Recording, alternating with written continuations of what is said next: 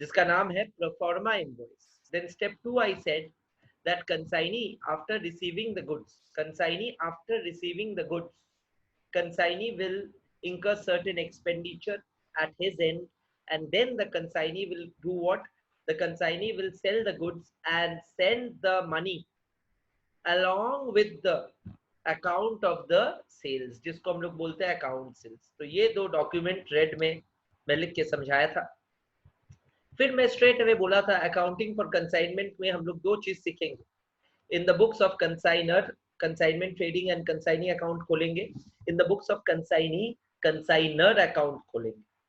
Consigner account is a personal account. Consignee account is also a personal account. Consignment trading account is a function of an account. यानी कि ये एक special खास तरह का trading account जैसा ही एक खास तरह का अकाउंट है. जैसे हम लोग को कंसाइनमेंट ट्रेड से कितना मुनाफा हुआ वो पता चल जाए. ठीक है. सारा खर्चा consignment related consignment trading debit होगा उसके लिए, और सारा इनकम के लिए क्या होगा? क्रेडिट. अच्छा सर, गुड्स को दो तरीके से बेच पाएंगे? हाँ, इनवॉइस प्राइस आज कराएंगे. लास्ट क्लास करा दिया था कॉस्ट प्राइस मेथड. अच्छा, कॉस्ट प्राइस मेथड में जर्नल्स आप क्या सिखाए थे? जर्नल्स इनवॉइस प्राइस में भी लगभग एक ही होगा, खाली वैल्यू इनवॉइस प्राइस में आएगा. ठीक है ना. Goods sent on consignment to trading और परचेज, ये समझ में आया था. फिर consignment trading to goods sent on consignment. फिर कंसाइनर्स एक्सपेंसेस के लिए consignment trading account debit to bank. Consignment trading account debit to bank of course. ठीक है, बैंक से पैसा जाएगा और कंसाइनमेंट ट्रेडिंग का खर्चा है तो कंसाइनमेंट ट्रेडिंग डेबिट होगा. फिर कंसाइनीज एक्सपेंसेस में हम लोग लिखे थे consignment trading account to consignee. Commission payable to consignee में हम लोग किए थे consignment trading debit to consignee. फिर कंसाइनमेंट सेल्स के लिए इनकम है तो कंसाइनमेंट ट्रेडिंग क्रेडिट होगा और कंसाइनी अकाउंट डेबिट होगा. फिर abnormal loss account debit to consignment trading. अच्छा सर, abnormal loss का लॉजिक आप क्या दिए थे?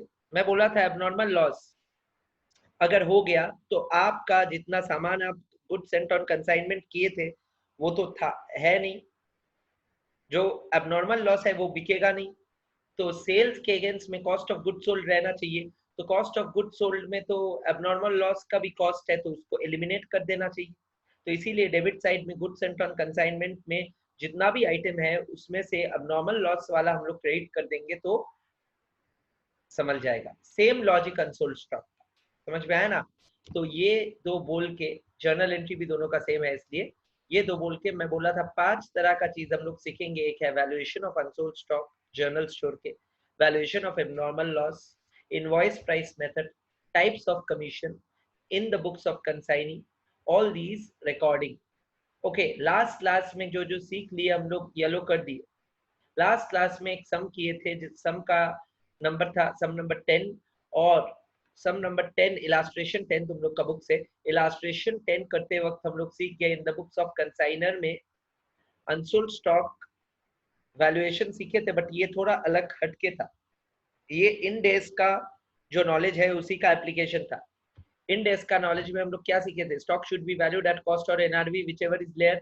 याद करो, यहाँ पे इन्वेंट्री वैल्यूएशन में वैसा ही कुछ था, लास्ट क्लास सीखे, याद है. और हम लोग कंसाइनी का account in the books of consignor only, consignee's account, consignor's books नहीं, वाई का बुक्स में कुछ नहीं सीखे, Y account in the books of X सीखे. Okay sir. सर ये दो चीज सीख गए थे. हाँ, टाइप्स ऑफ कमीशन में एक एक्स्ट्रा कमीशन था इस सब में, ओवरराइडिंग या special commission. But types of commission में there are 3 types of commission. Del credere commission is yet to be done. Clear है. तो आज करेंगे valuation, invoice price method, consignee का books and del credere commission वाला sum. तब जाके consignment खत्म होगा और बाकी सम्स मैं होमवर्क में दूंगा. सब लोग को अच्छे से करना पड़ेगा, तभी जाके आप लोग का फायदा है, तभी जाके टॉपिक घर में एक्चुअली कंप्लीट कर पाएंगे. यहाँ तक मैं रिवीजन कराया, अभी नया क्लास चालू करूंगा. मेरे को जल्दी से बताइए, कोई डाउट है किसी का? No doubt. Ayushi, Amrita, any doubt? No, sir. Okay, okay, great guys. So I am just asking one more thing, is my voice cracking? कोई भी टेक्निकल डिफिकल्टी हो तो मेरे को बताना चैट में या वॉइस में, जैसे भी, ठीक है? Okay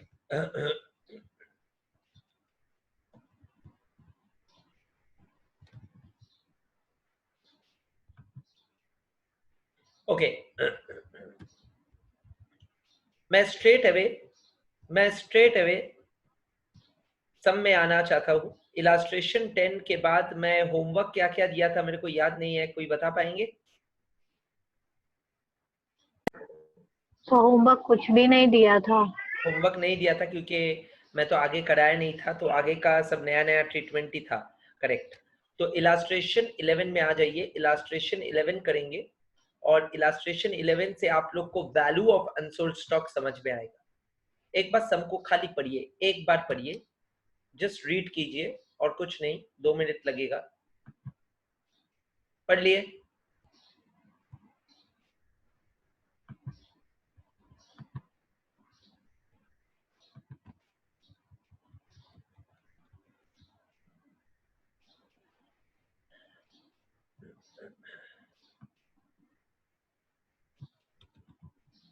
Have you read the sum?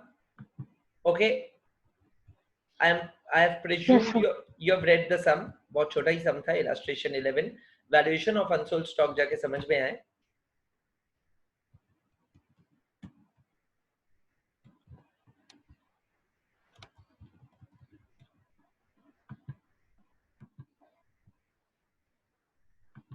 Okay sir क्या बोला है इसमें? इसमें बोला है from the following particulars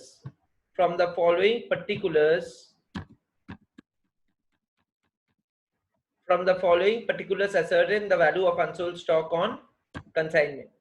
बोला goods sent on consignment है 20,000, consigners expenses है 20,000, फिर सॉरी कंसाइनर्स एक्सपेंसेस दिखाई दे रहा है ना 4,000, consignee's non recurring expenses 3,000, sold 800 kgs 40,000 में, loss due to natural wastage 100 kilo. बोला है फाइंड अनसोल्ड स्टॉक। अच्छा मैं डेटा को और एक बार लिख रहा हूँ। गुड सेंट ऑन कंसाइनमेंट कितना की केजी में 1000 और वैल्यू में 20,000, ठीक है? ओके सर, सबको दिखाई दे रहा है सम? ओके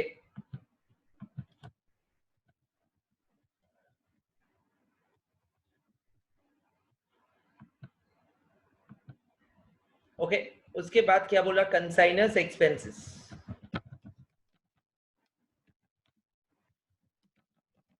कंसाइनर गुड्स भेजने के लिए क्या खर्चा किया वो तो वैल्यू में ही आएगा, 4,000। ओके फिर बोला consignee's non recurring expenses, very important term, non recurring expenses.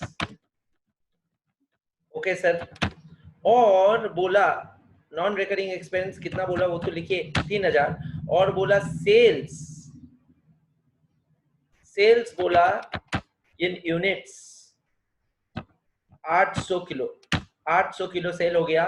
और बोला अच्छा 800 किलो कितने में सेल हुआ? वो तो कॉस्ट थोड़ी ना है, ये तो कॉस्ट का वैल्यू है। सेल हुआ 40,000 में, वो तो सेल प्राइस है, उसको कॉस्ट का कॉलम में क्यों लिखे? मैं तो प्रॉफिट नहीं चाहता हूँ, मैं चाहता हूँ अनसोल्ड स्टॉक का वैल्यू। अब मैं समझाऊंगा। सेल्स इन यूनिट्स हुआ 800 और नॉर्मल लॉस हो गया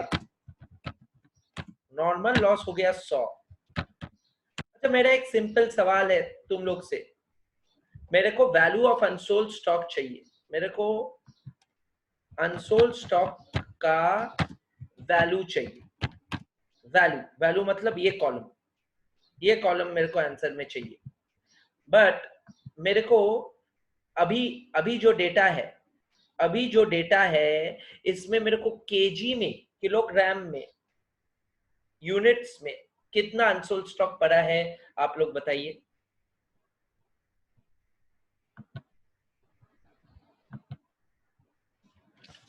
केजी में कितना पड़ा है? ये सर का क्या मतलब है? केजी में कितना पड़ा है मैं पूछ रहा हूँ।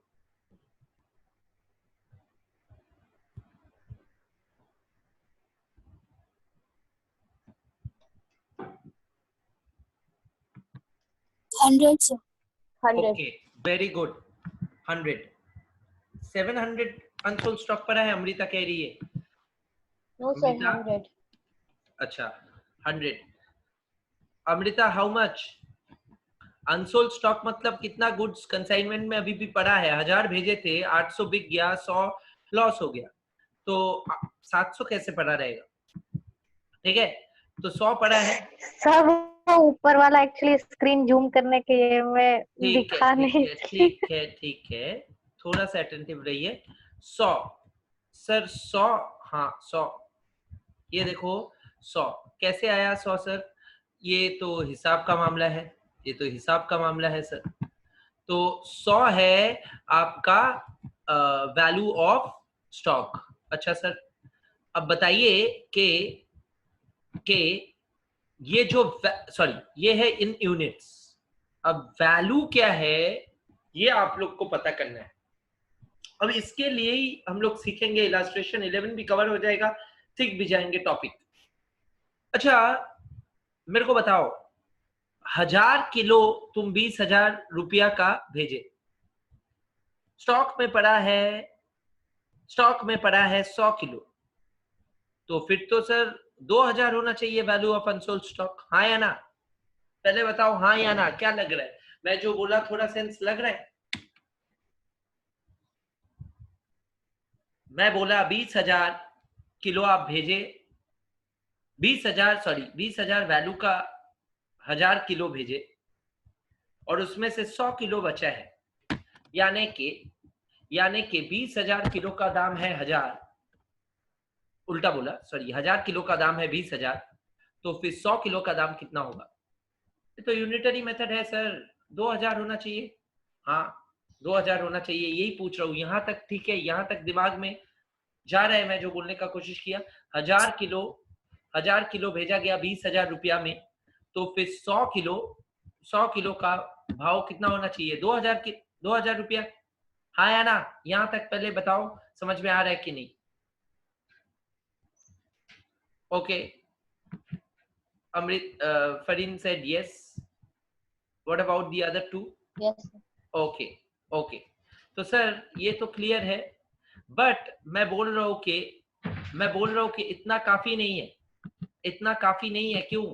क्योंकि आपका गलती हो जाएगा. कॉस्ट का मतलब सारा खर्चा, सिर्फ गुड्स का दाम नहीं. 20,000 तो पूरा 1000 किलो का दाम था, बट ये 20,000 किलो को भेजने के लिए 4,000 और लगा, 4,000 और लगा. किसको? कंसाइनर को. मतलब ये पूरा 24,000 वैल्यू हो गया इस 1000 किलो का भी. इस 1000 किलो का अभी वैल्यू कितना हो गया? 4,000 देके अगर 1000 किलो भेज रहे हो, तो फिर 1000 किलो का दाम यानी कि 20,000 प्लस 4,000, 24,000 इसका वैल्यू हो गया. हाँ सर, तभी तो कॉस्ट ठीक निकलेगा. हाँ 24,000 इसका वैल्यू है, 20,000 नहीं. और ये 1000 किलो जब कंसाइनी को मिला, कंसाइनी भी इसके ऊपर कुछ खर्चा किया, कंसाइनी भी इसके ऊपर कुछ खर्चा किया. अब कंसाइनी इसके ऊपर दो किस्म का खर्चा कर सकता है. कितना? 2 types. The consignee can incur 2 types of expenses on these goods which are sent to him on consignment. Sir, what 2 types of खर्चा थोड़ा बताइए. The 2 types of खर्चा which a consignee can incur is recurring expenses and non-recurring expenses. Sir recurring expenses का मतलब, recurring expenses का मतलब कुछ खर्चा रेकर होते रहेगा. गुड्स आए ना आए कुछ खर्चा होते रहेगा, वैसा खर्चा को हम लोग बोलते हैं रिकरिंग. सर जैसा गोडाउन का रेंट तुमको देना ही पड़ेगा, गुड्स रहे या ना रहे, तो ये रिकरिंग है या नॉन रिकरिंग? रिकरिंग खर्चा. इंश्योरेंस गोडाउन पे के ऊपर पे करना ही पड़ेगा, वेदर गुड्स आए या ना आए, है ना? तो इंश्योरेंस, गोडाउन रेंट, ये सब हो गया रिकरिंग खर्चा, यानी कि ये खर्चा तुमको बेयर करना ही पड़ेगा, गुड्स आए या ना आए. अच्छा बोलो, अनलोडिंग, गुड्स को अनलोड करने का, शिप से, जहाज से गुड्स को या कैरेज से गुड्स को अनलोड करने का जो चार्जेस है, ऐसा चार्जेस को हम लोग बोलते हैं अनलोडिंग चार्जेस. क्या बोलते हैं? Unloading charges. ये अनलोडिंग चार्जेस कौन खर्चा इंकर करता है? Of course consignee. Consignee unload करेगा, गुड्स को उतारेगा। तो गुड्स को उतारने के लिए जो खर्चा है जिसको हम लोग कहते हैं अनलोडिंग चार्जेस, ये अनलोडिंग चार्जेस क्या हमेशा लगेगा या जब जब गुड्स आएगा तब तब लगेगा? जब जब गुड्स आएगा तब तब लगेगा।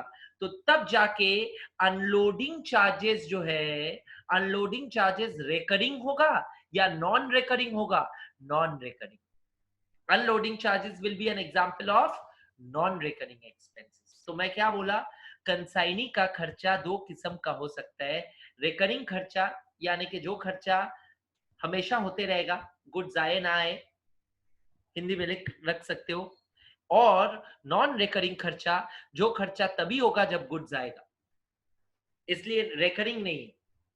ठीक है? अच्छा बोलो, गुड्स का कॉस्ट में कौन सा खर्चा आना चाहिए, रिकरिंग या नॉन रिकरिंग? कंसेप्चुअली आइडिया करके बोलो। नॉन रिकरिंग है। Very good, very good, non recurring आना चाहिए। क्यों? अब सुनो, बहुत ध्यान से सुनना। देखो, गुड्स लाने में ही अनलोडिंग लग रहा है। अनलोडिंग क्यों लग रहा है? गुड्स के लिए ही लग रहा है। तो गुड्स का रिश्ता किसके साथ एकदम जुड़ा हुआ है? अनलोडिंग के साथ, यानी कि नॉन रिकरिंग के साथ। तो कंसाइनी का सारा खर्चा नहीं ऐड होता है, कंसाइनी का सिर्फ नॉन रिकरिंग खर्चा ऐड होता है। क्योंकि रिकरिंग खर्चा तो कंसाइनी ऐसे भी करेगा वैसे भी करेगा, गुड्स के लिए नहीं कर रहे। तो इसीलिए रिकरिंग खर्चा is not a part of cost of stock, but non recurring cost of the consignee is a part of cost of stock. Clear है? Is it clear? Is it clear सबको? Yes sir. Okay great, okay great. जिसको जब भी समझ में नहीं आएगा मेरे को इंस्टेंटली बोलना, मैं दोबारा समझा दूंगा, कोई दिक्कत नहीं है। ओके, नाउ एक नोट लिख लीजिए, लिखिए वैल्यूएशन ऑफ अनसोल्ड स्टॉक। ये सब कंसेप्चुअल चीजें हैं, कंसाइनमेंट में पूरा दिमाग में बैठ जाएगा, फाउंडेशन लेवल में। और जो लोग इंटर के लिए कर रहे हो, इंटर में भी पूरा एकदम फाइन रहेगा। ओके, देखिए valuation of unsold stock.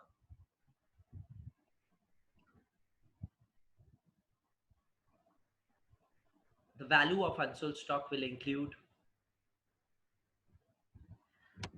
the cost of the goods sent, the cost of the goods sent on consignment,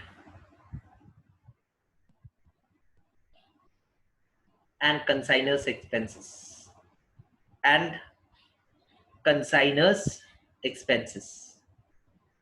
consignor expenses और कॉस्ट ऑफ गुड सोल्ड, तो गुड सेंट ऑन कंसाइनमेंट तो रहेगा ही उसका वैल्यू, फुल रहेगा। The value of unsold stock will include the cost of goods sent on consignment and consigners expenses. Clear है? अब लिखो, फुल स्टॉप देखे, but it will not include, ये include नहीं करेगा, it will not include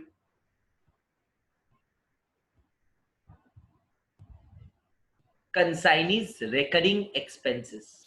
consignees recurring expenses इसमें नहीं आएगा। It will not include consignees recurring expenses. It will, full stop देके लिखो, it will only include,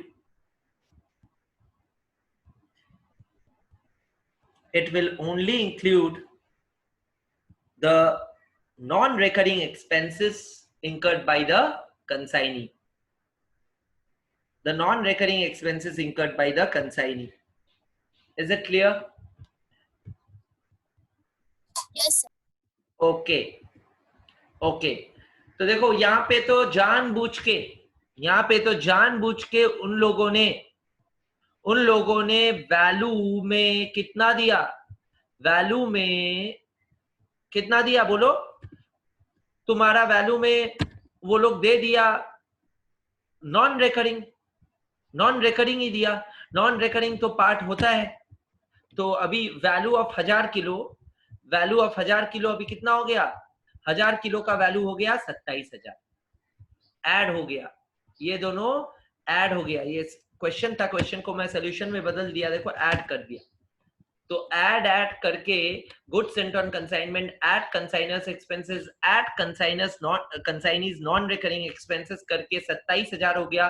20 + 4 + 3,000 यानी कि 27,000 वैल्यू हो गया 1000 किलो गुड्स का जो तुम भेजे थे।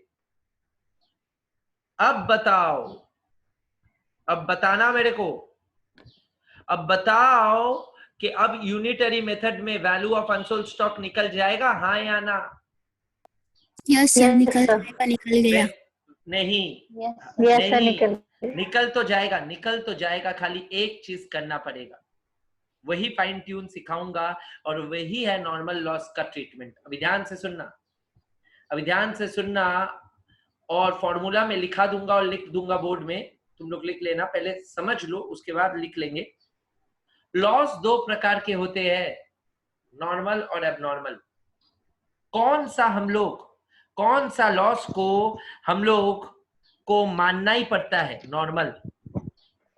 Normal loss is the loss जो हम लोग को मानना ही पड़ेगा, सहना ही पड़ेगा, क्योंकि इसका कोई जवाब नहीं होता है।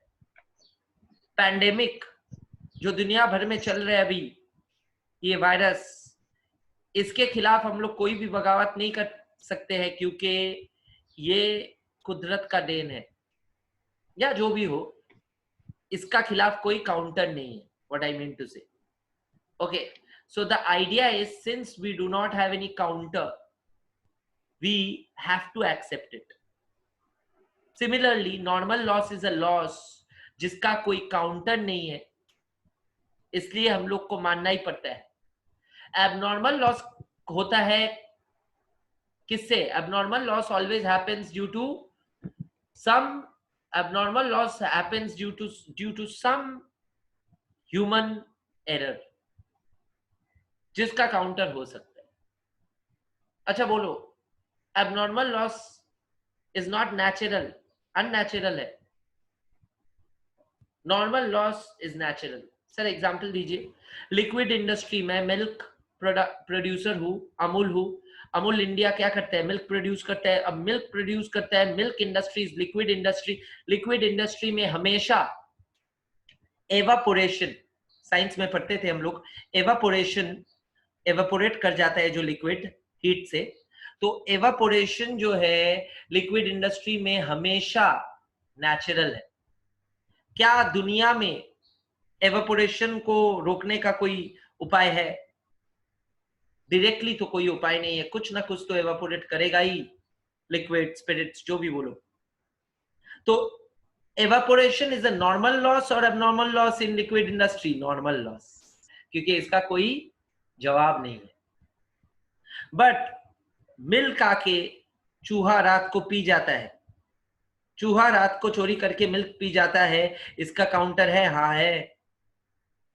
चोरी रोकने के लिए दरवान को बैठाओ, सर दरवान चूहा को थोड़ी ना रोकेगा, नहीं। व्हाट आई मीन टू से इज विजिलेंस बढ़ा दो, सेफ रखो, रैट किल यूज करो, मार दो चूहा को, ठीक है। सो द आइडिया इज, जो भी तुम करो, तुम्हारे पास उपाय है उसको रोकने के लिए, जिसको रोकने के लिए उपाय होता है, जो लापरवाही की वजह से होता है, वैसा चीज को हम लोग बोलते हैं एबनॉर्मल लॉस, वैसा चीज को हम लोग बोलते हैं abnormal loss. Abnormal loss is a part of cost और not a part of cost, not a part of cost. Abnormal loss हुआ तो कोई कस्टमर बर्दाश्त नहीं करेगा, कस्टमर नहीं बोलेगा इसका खर्चा मैं उठाऊंगा, बोलेगा प्रोड्यूसर एबनॉर्मल लॉस किया तो वो ही सहेगा। बट बोलो मिल्क इंडस्ट्री में जितना कंपनीज है, वो क्या बोलेगा? एवापोरेशन मैं खुद दूंगा, या एवापोरेशन का खर्चा कस्टमर ही देगा? कस्टमर ही देगा, क्योंकि ये तो स्टैंडर्ड है, नॉर्मल है, हाँ है ना। तो normal loss is a part of cost absorbed by the good units. Language वापस गौर करना, मैं क्या बोला? Normal loss is a part of cost absorbed by the good units, यानी कि नॉर्मल लॉस को कॉस्ट का पार्ट मान रहे हैं, उसको एलिमिनेट नहीं कर रहे, तो मैं मानूंगा 27,000, ये जो 27,000 वैल्यू है, ये वैल्यू किसका है, 1000 यूनिट्स का या 900 यूनिट्स का? 900 यूनिट्स का value. 27,000 is not the value of 1000 units but 900 units. Why? Because I am trying to absorb the normal loss over good units. How many good units are there? 1000 में अगर 100 normal loss का units है, 100 kilo अगर normal loss हो गया तो good units कितना पड़ा है? 900। 900 किलो में एब्जॉर्ब कर रहा हूं 27,000 का कॉस्ट, 1000 का कॉस्ट को, तो नॉर्मल लॉस भी एब्जॉर्ब हो गया ना। यही है concept of absorption of cost. वापस बोल रहा हूं, डरिए मत। मैं बोला कि 1000 किलो प्रोड्यूस करने के लिए 27,000 रुपया आपका पॉकेट से गया। सोचिए, 1000 किलो बनाने के लिए 27,000 पॉकेट से आप दिए। ये 27,000 पॉकेट से दिए, बट ये 1000 किलो में 100 किलो खराब हो गया। कैसे खराब हुआ सर? नॉर्मल लॉस, आपका कोई हाथ नहीं है इसमें। तो आपका खर्चा जो पड़ा 900 के लिए 27,000 पड़ा ना। अल्टीमेटली ये 900 यूनिट्स जो आपका है वही तो आप बेच पाएंगे और वही तो बेचेंगे और उससे अब्सॉर्ब भी तो करेंगे ये 100 लॉस का। तो आप 900 का प्राइस क्या प्रोपोर्शनेटली निकालेंगे या 900 का प्राइस वैल्यू ही मान लेंगे? 27,000, 27,000 इज द कॉस्ट फॉर 900 फिर मान लेंगे, क्योंकि हर बार 1000 बनाने के लिए 100 तो जाएगा ही और 1000 बनाने के लिए लगेगा आपको 27,000। तो अल्टीमेटली 900 बनाने के लिए आपको लग रहा है क्या? 27,000। इसी को कॉन्सेप्ट बोला जाता है, कॉन्सेप्ट ऑफ नॉर्मल लॉस। समझ में आया सबको? तीनों को समझ में आया? One second. Yes, sir. Yes sir. Great. ये बहुत लोग को समझ में नहीं आता है, बहुत लोग को समझ में नहीं आता है। Good that you guys understood. तो इसको लेके एक लंबा लेक्चर दूंगा, इसको लेके अभी एक लंबा नोट लिखाऊंगा। तो वो नोट लिखने के बाद हम लोग कैलकुलेशन तो कुछ भी नहीं है, कैलकुलेशन 2 मिनट लगता है दिखाने में, बट कैलकुलेशन देख के रट के क्या होगा, कॉन्सेप्ट समझिए। लिखिए पहले, नोट लिखिए कि the concept of normal loss, concept of normal loss. ठीक है, मैं डिक्टेट कर रहा हूं, please hear. Losses are of 2 types, normal and abnormal.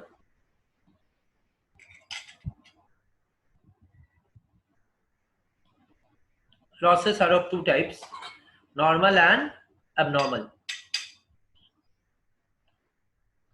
Normal losses के बारे में लिखो अब।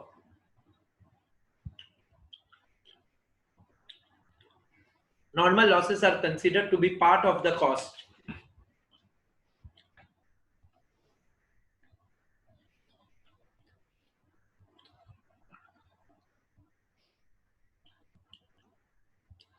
Normal losses are considered to be part of the cost of the good units.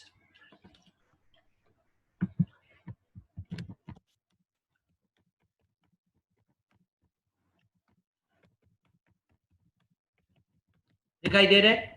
मैं जो लिखा दिखाई दे रहे? Can you guys see? Yes. Yeah, this was normal loss.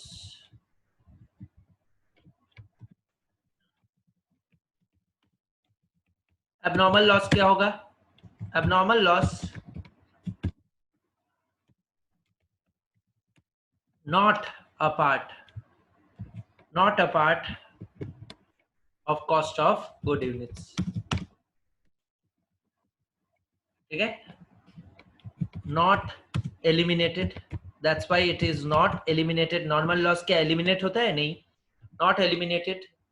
only the units are reduced,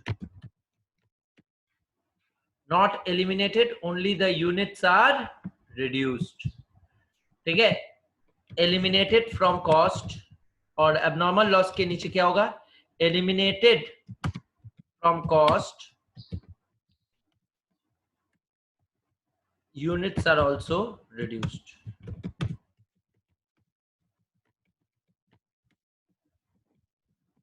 ठीक है, तो नॉर्मल लॉस में ये 3 लाइन आएगा ऊपर वाला, और अब लॉस में नीचे का 3 लाइन आएगा। यही है अब नॉर्मल लॉस। इन इफेक्ट अभी अगर पढ़ने के बाद समझ में आ गया तो मेरे को बताओ, अभी ये 1000 को 1000 देखोगे या 1000 माइनस 100 देखोगे? 1000 माइनस 100 देखोगे। इसको 1000 माइनस 100 देखना है, यानी कि इसको 1000 माइनस 100 देखने से 900 देखोगे, और 900 देखने से ही आपका क्या करोगे? 900 देखने से ही आप समझ पाओगे कि ये 900 का दाम 27,000 है, यानी कि गुड यूनिट्स जो 900 पड़ा हुआ है इसमें नॉर्मल लॉस का कॉस्ट एब्जॉर्ब हो गया। When you divide 27,000 by 900, which are the good units, मतलब you're absorbing the cost of 100 through this 900. Are you getting me? So that is why we deduct the number of units of normal loss and we don't deduct the cost. ठीक है, तो 27 को 27 रहने दिया, इसमें से 100 units normal loss का cost को लेस नहीं किया, इसीलिए लिखा not eliminated, and only units are reduce 900 ले रहा हूं। तो ये 100 जो क्लोजिंग स्टॉक है इसका दाम क्या होगा? 27,000 डिवाइडेड बाय 900 डिवाइडेड बाय 900। 900 कैसे? 1000 माइनस 100 इंटू 100 इंटू क्या? 100 इंटू 100 कहां से आया? ये अनसोल्ड स्टॉक वाला। तो 3000 is the value of unsold stock in the sum. वो लोग भी सॉल्व किया है, उन लोग का आंसर भी 3000 आया है। क्लियर है? Is it clear? Yes sir. Yes sir. ठीक है, तो ये है फंडा ऑफ सम नंबर 11। अभी एबनॉर्मल लॉस के बारे में बोला है। एबनॉर्मल लॉस में मैं जल्दी से तुम लोग को पहले ही दिखा दिया था। Abnormal loss to consignment account याद करो जब जर्नल करा रहा था। फिर इंश्योरेंस क्लेम अगर मिला तो इंश्योरेंस क्लेम और टू एबनॉर्मल लॉस होगा, और ये एबनॉर्मल लॉस का अल्टीमेट लॉस जनरल पीएल में आएगा, कंसाइनमेंट में नहीं आएगा। ठीक है, illustration 12 is a sum having normal and abnormal loss both. मेरे ख्याल से एक बार देखने दो, नहीं जल्दी से कर लो। इलास्ट्रेशन 12 को जितना जल्दी हो सके करो, 2 मिनट में करो, उसके बाद मैं इनवॉइस प्राइस समझाऊंगा। Please do illustration 12 as a class work. अच्छा सुनो, इलास्ट्रेशन 12 करते करते अभी 2 मिनट ये सेशन बाकी है, 1.5 मिनट। ये जो सेशन 40 मिनट में ओवर हो जाता है, पता है ना? तो ये सेशन में 1.5 मिनट बाकी है, तो 1.5 मिनट में ऑटोमेटिकली ये खत्म हो जाएगा। मैं नया भेज दूंगा, बट तुम लोग करते रहो। तुम लोग को 5 मिनट दिया, तो 2 मिनट के बाद भी 3 मिनट रहेगा, तो तुम लोग करते रहना। उस बीच तुम लोग को नया आईडी भी मिल जाएगा। शुरू करो।